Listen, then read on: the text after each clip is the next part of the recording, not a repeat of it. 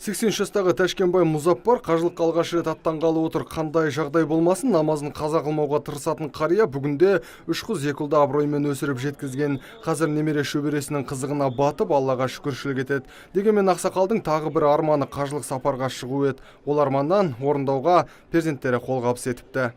Халыққа ауызбіршілік ынтымақ тілеймін. Бүкіл мұсылман қауымына. Қазақстаныма да ауызбіршілік ынтымақ тілеймін. Әуелі Алла Нұрекеңе осы рахмет айтамын.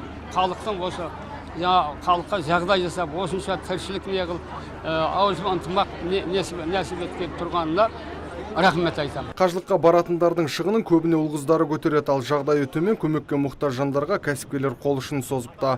Оларға 2 санаттағы жолдама беріледі. Біріншісі эконом санаты, құны $3,800 ақш, ал стандарт пакет $4,200 тұрады. Сонымен қатар жамағат Меккеге аттанбас бұрын дін қызметкерлері оларға арнайы сабақ өткізеді. Біз енді осы 2 ай бойы осы жерде 200 баратын оңтүстік өңірінен жиналған қажы апаларымызды дәріс жүргіздік. Ертең күні барған кезде қажылықтың рәсімдері, дәстүрлері, ғибадаттар, құлшылықтар қалай жасалынады, осыларды біз үйреттік. Әйтпесе әлбетте бір нәрсе білмесе өте қиын. Соған байланысты осы жерде соларды үйретіп, Қағбаны қалай жетеріп айналу керек, Сафа Марва тауының арасында қалай жетеріп жүру керек, Арапатта не істейміз, Мұздалифада, Минада не істейміз. Осының барлығын бүгін шегесіне дейін осы бара жатқан қажыларымызды үйреттік.